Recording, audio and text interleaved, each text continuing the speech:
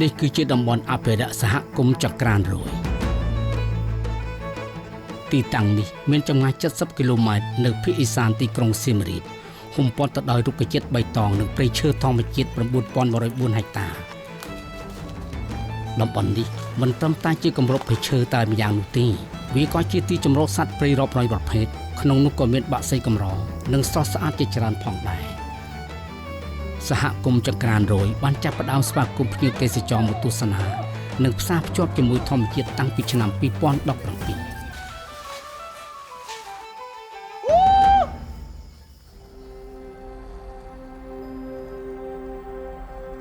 ក្នុងសហគមន៍ពួកខ្ញុំគឺមានសេវាកម្មបោះតង់សេវាកម្មទេសនាសេវាកម្មធ្វើម្ហូបអាហារលក់សេវាកម្មធ្វើដំបេធម្មជាតិសេវាកម្មដាំឈើបែបជាអនុស្សាវរីយ៍យើងមានទីតាំងសម្រាប់ដាំបែបអនុស្សាវរីយ៍ហើយជាក្រុមហើយយើងមានកូនឈើសម្រាប់លក់ឲ្យភ្ញៀវទេសចរស្រាប់ហើយយើងមានសេវាកម្មជិះគោយន្តទៅលេងភ្នំចង្ក្រានរយភ្នំច័ន្ទក្រហមភ្នំដានទូក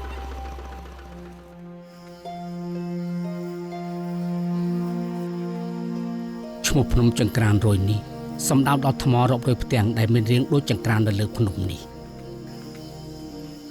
ភ្នំចង្ក្រានរយនោះបើចាស់ពីដើមគាត់តែងតែនិយាយថាមានស្ដេចគម្រោងលាក់ខ្លួនដាំថ្នាំឱសថភើដើម្បីកែរោគពេលញ៉ាំឱសថបុរាណនៅទីនេះប្រកែ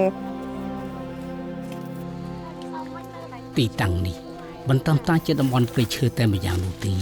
តែវាជាប្រព័ន្ធអេកូឡូស៊ីដ៏ប្លែកមួយដែលមានសត្វព្រៃរាប់រយប្រភេទរស់នៅបក្សីធ្វើសម្បុកនៅលើដើមឈើរុក្ខជាតិទាំងអស់រួមនឹងសត្វល្អិតនិងសត្វដទៃទៀតជួយឲ្យព្រៃឈើមានជីវិតដើម្បីយល់ដឹងកាន់តែច្បាស់អំពីធនធានធម្មជាតិនៅចង្ក្រានរយសហគមន៍មានមគ្គុទ្ទេសក៍ទេសចរដុសរោរាក់ទាក់ដើម្បីពន្យល់បន្ថែមអំពីព្រៃឈើនិងទីតាំងផ្សេងគោលដៅរបស់យើងដែលមុននេះគឺយើងចង់ឃើញទេសភាពព្រៃភ្នំហ្នឹង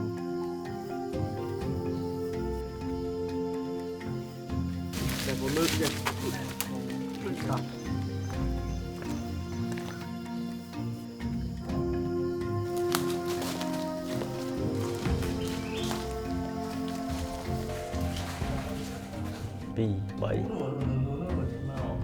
ចង្ក្រានរយមិនត្រឹមតែជាកន្លែងកម្សាន្តព្រៃនោះទេ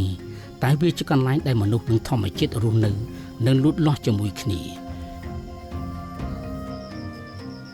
ចង្ក្រានរយគឺជាកន្លែងក្នុងក្តីសុបិនសម្រាប់អ្នកស្រឡាញ់សត្វស្លាបនៅក្នុងបរិយាកាសធម្មជាតិដ៏ស្ងប់ស្ងាត់នេះអ្នកអាចមើលឃើញនិងថតរូបភាពរបស់ប្រភេទសត្វស្លាបដ៏កម្រជាច្រើននៅក្នុងព្រៃនេះពួកគាត់គឺជាអ្នកល្បាតព្រៃផងនិងជាវីរបុរសដែលថែរក្សាព្រៃឈើនៅចង្ក្រានរយផងពួកគាត់ដើរល្បាតជារៀងរាល់ថ្ងៃដូច្នេះនៅពេលអ្នកកំសាន្តនៅចង្ក្រានរយអ្នកមិនមែនគ្រាន់តែចំណាយប្រាក់សម្រាប់ឡើងភ្នំប៉ុណ្ណោះទេតែអ្នកកំពុងផ្ដល់មូលនិធិដល់ការការពារព្រៃឈើផងដែរយើងអាចរួមគ្នាថែរក្សាព្រៃឈើនេះឲ្យបានគង់វង្សទាំងអស់គ្នាឥឡូវនេះពេលមកលេងសៀមរាបអ្នកដឹងថាទៅលេងនៅកន្លែងណាហើយសម្រាប់ព័ត៌មានបន្ថែមសូមទាក់ទងទៅកាន់ទំព័រ Facebook ខាងលើ